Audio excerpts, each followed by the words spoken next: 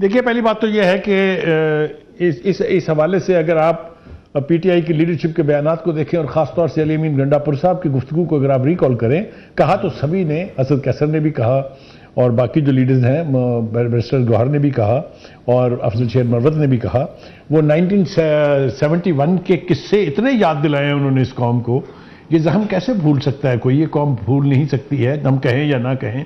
लेकिन जितनी बार उन्होंने इसकी याद ताज़ा की है, उसके साथ साथ अपने ऑप्शंस की भी बात की है। मेरे ख्याल से अगर कोई ढंग का अदालती निज़ाम हो या कोई ढंग की हुकूमत बरसरे इक़्तिदार होती तो इन इल्ज़ामात के साथ आप घर वापस नहीं जा सकते। ये मैं बिल्कुल जिम्मेदारी से कह रहा हूँ कि आप मुल्क तोड़ने की बात करें, सब कुछ जो है वो सबके सामने है। अली अमीन गंडापुर साहब की जो गुफ्तगू है वो भी आपके सामने है।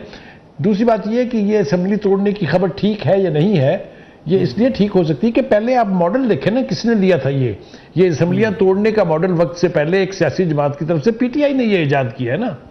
आपने तोड़ी पहले पंजाब की असम्बली, फिर आपने तोड़ी केपीके की असम्बली, फिर आपने तीसरी भी तोड़ दी ना, नेशनल असम्बली भी। तो उसके बाद जो अदालत का फैसला आया था कि पीटीआई ने बड़े गर्मजोशी के साथ उसका इस्तेमाल किया था, कहा था कि ये बहुत अच्छा फैसला है। जो जजों की बजाई गई थी पूरी दुनिया के अंदर, आपको याद नहीं है? इन जजों की तस्वीरें लगा लगा के जूतियां नहीं बरसी इनकी गाड़ियों के ऊपर। तो कहने का मतलब यह है कि ये जो बात कर रहे हैं या जो 1971 याद दिलाना चाहते हैं, वो पाकिस्तान के दोस्त नहीं हैं। मैं उनको पाकिस्तान का दोस्त नहीं मानता। तारीख से सबक सीखना चाहिए, बिल्कुल ठीक है, लेकिन वो सभी को सीखना चाहिए। ठीक है, यानी इससे पहले जो गुफ्तगू वहां हो चुकी हुई है, उसका जिम्मेदार कौन है? मुझे ये बताइए कि किस पार्टी के लीडर ने कहा था कि मैं 40,000 जंगजू जो हैं वो वापस लेके आया हूं, जिनमें से 4 से 10,000 सिर्फ जंगजू हैं, बाकियों को मैंने ला के सवात में और दीगर इलाकों में बसा दिया है। ये मुल्क दोस्ती है। अब बात बहुत आगे बढ़ जाएगी। 9 मई पे आ जाइए। 9 मई का मैं जिक्र पहले कर चुका हूं, लेकिन मुझे आप ये बताइए कि अगर आप पेट्रोल बम लेके एयर बेसिस में घुस जाएंगे, अगर आप जीएचक्यू पे कब्जे की खबरें सोशल मीडिया के ऊपर चलवा देंगे कि कब्जा हो गया जीएचक्यू के ऊपर, ये मैंने किया है, ये मुल्क दोस्ती है, तो बेपनाह मिसालें मैं आपको दे सकता हूं। रवैये तमाम सियासी जमातों को ठीक करने होंगे। मैं बिल्कुल ये नहीं कह रहा कि पीपल्स पार्टी और नून लीग कोई फरिश्ते हैं, वो आसमान से उतरे फरिश्ते नहीं है। गलतियां उन्होंने भी की हैं और बार बार की हैं, लेकिन उनकी की हुई गलतियों का मतलब ये नहीं है कि आपके पास लाइसेंस आ गया है कि आप उससे 10,000 गुना बड़ी गलती करें। ये कहीं नहीं होता पॉलिटिक्स में। पाकिस्तान का नेशनलिज्म अगर आपको प्यारा नहीं है तो आप पाकिस्तान के हमदर्द और दोस्त नहीं हो सकते। इस रवैये के ऊपर मैं पूरा 1 घंटा बोल सकता हूं, लेकिन मैं अवॉइड कर रहा हूं। देखें, ये जो कहा गया, बदजबानी की बात की मेरे दोस्त काज़मी साहब ने, मैं उनसे बिल्कुल हम्बली ऑनेस्टली ये पूछता हूं कि पाकिस्तान की सियासत में इस किस्म का गंद बोलने का रिवाज किस पार्टी ने डाला है? बिल्कुल जाती तौर पर पड़खड़े उड़ाने का रिवाज किसने डाला है? किसी की बेटी के साथ, जो इस वक्त चीफ मिनिस्टर है, उसके साथ कतरी शहजादों को सेरे बांध के किसने बिठाया था? बताइए, मुझे जवाब दें इसका। तो जब आप अब इब्तिदा करेंगे, जब आप लॉन्च करेंगे इस तरह की चीजें, फिर आपको खुद भी वो फेस करनी होती हैं। जो कांटे आप बोएंगे वो आंखों से चुनने पड़ेंगे। आज भी बेटर सेंस प्रिवेल्स। 2 रास्ते हैं। एक, सियासी क़यादत के साथ मिल बैठिए, बार बार दूसरी तरफ की सियासी क़यादत आपको ऑफर कर चुकी है। तीसरा, पार्लियामेंट के अंदर आइए। कोई दुनिया का मसला नहीं है जो पार्लियामेंट के अंदर हल नहीं हो सकता। आप अगर सियासी मसाइल अदालतों में ले जाके तय करवाएंगे तो जुडिशियल एक्टिविज्म भी होगा और कोई एक फैसला नहीं ठहरेगा। मैं आपको 20 मिसालें दे सकता हूं जब अदालतों ने फौजी डिक्टेटर के मजबूर करने पर पाकिस्तान में नहीं दुनिया भर में फैसले किए और उन फैसलों की कीमत उस कौम ने चुकाई है। जी बिल्कुल ठीक है। तो काज़मी साहब, बिल्कुल जो आपने दुरुस्त कहा कि पीटीआई के साथ भी ज्यादती हो रही, बाज़ जगहों पे उनके खिलाफ जो एक्शन लिए गए वो भी नहीं लिए जाने चाहिए थे।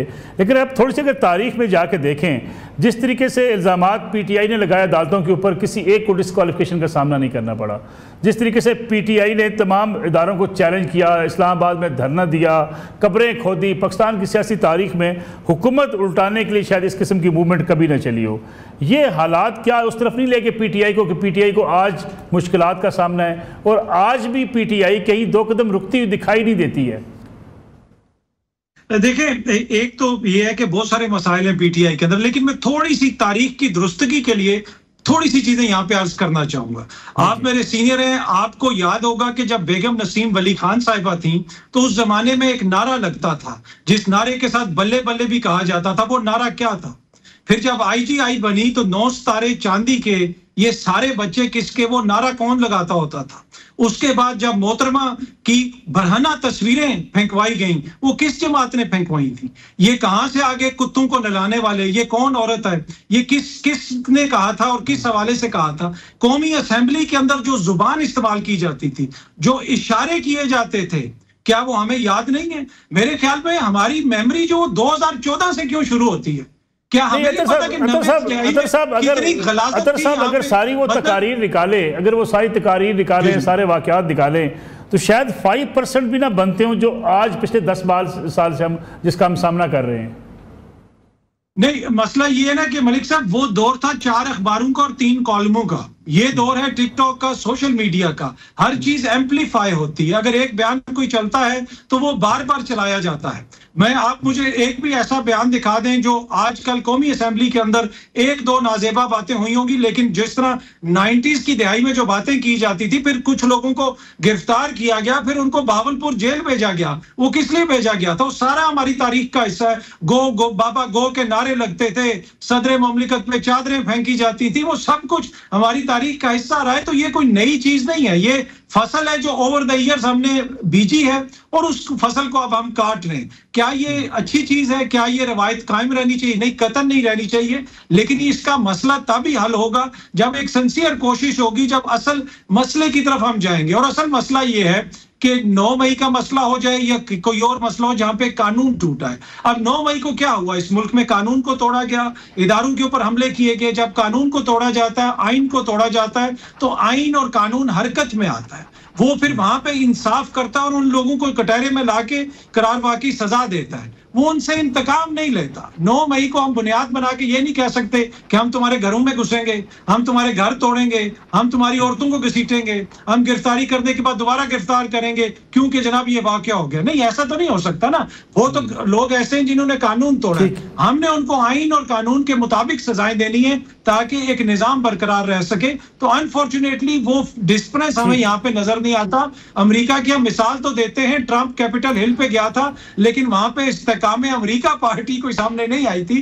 तो हमारे कुछ जमीनी हकाइक भी हैं, सारी जमातों ने इसमें हिस्सा डाला है। पर छोटी सी बात करूंगा, यहाँ पे कोई सियासी जमात गद्दार नहीं है, खुदा ना खास्ता कोई हमारा जो एहलकार गद्दार नहीं है। ये खत्म होनी चाहिए बात, चाहे कोई ट्विटर पे ये बात कर रहा है या मीडिया पे कर रहे हैं, हम सब ने उसकी मजम्मत करनी है। तमाम लोग यहाँ पे मुझे वतन है, हाँ गलतियां हैं, कमियां हैं, उनको दूर करने के लिए काम करना है हमने।